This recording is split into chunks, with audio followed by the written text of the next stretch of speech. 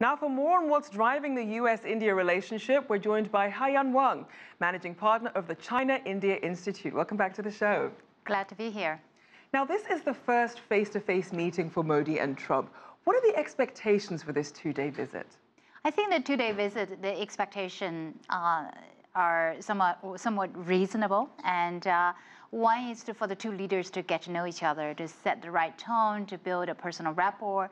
And I think that also for Prime Minister Modi to really get a sense of Trump administration's policies and priorities.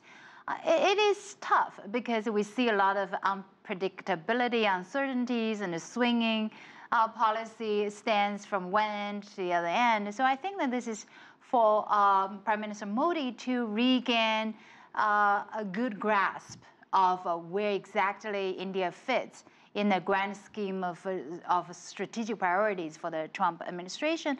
I also think that counterterrorism and defense cooperation are two very key concrete items, with India being the largest arms importer, and the U.S. definitely wants to gain its bigger share from that arms exports to India. So counterterrorism is another big agenda. But overall, expectations have not been set very high, and so far both sides seems to be pleased with the tone and the outcome.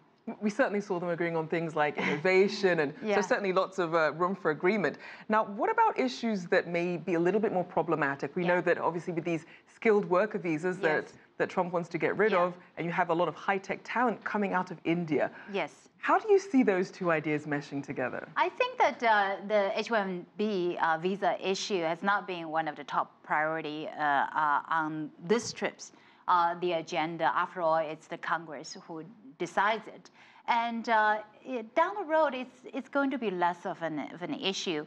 One is that Indian companies, IT companies, have realized that artificial intelligence at some point is going to replace a lot of the skilled low-level IT work, one. And two, as Indian IT companies become more global, they realize they have to be closer to the ground, serving the U.S. customers. And actually, they are building service centers right here in the U.S. and offering to create more jobs. That's certainly to the pleasing ears of Donald Trump. It's also, as the Indian economy grows, a lot of the IT opportunities will actually be opening up for Indian IT companies. So it's less of a thorny issue on this front.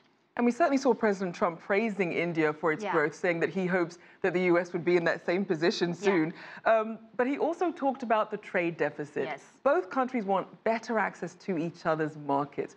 Indeed. What do you think will develop there? I think that for President Trump, reciprocity in trade is the key. Creating jobs for the U.S. workers is the key. And you know, though Prime Minister Modi's top economic agenda is making in India, and Donald Trump's top agenda is you know, America first and creating American jobs, there are a lot of opportunities for cooperation.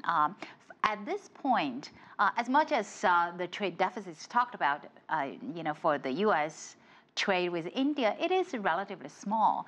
A 30 billion trade deficit in goods and services altogether is not that significant. That is significantly smaller, 1/10 of that of the total deficit with China. Right.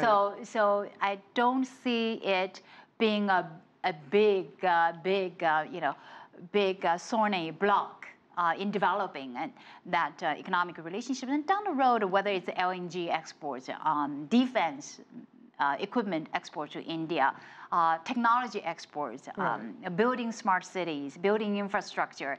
And there are a lot of growth areas for U.S. companies, and U.S. companies recognize that. And to that point, ahead of the visit, in an opinion piece for the Wall Street Journal, Modi said that bilateral trade with the U.S., which already totals $115 billion a year, is poised for a multi-fold increase. Yes. Where does this relationship go from here? It could go only higher. At this point, in terms of India's importance as an export destination, it is still insignificant. India is the 18th largest export market for the U.S. U.S. export to India, it accounts for a very small percentage, I think 1.5% of overall U.S. exports. And so, at this point, it is not that significant, and direct investment also is not that significant. But we must recognize that India is the fastest growing major economy. 10 years from today, India will become the third largest economy, right behind China and the U.S. So if we take a 10-year horizon down the road, looking at it from tomorrow's lenses, I think that India is bound to become one of the fastest growing export markets for U.S. businesses. We certainly saw that happen with China, so we'll have to see what happens with India. Thank you so much, as always. Haiyan Wang, Managing Partner of the China-India Institute.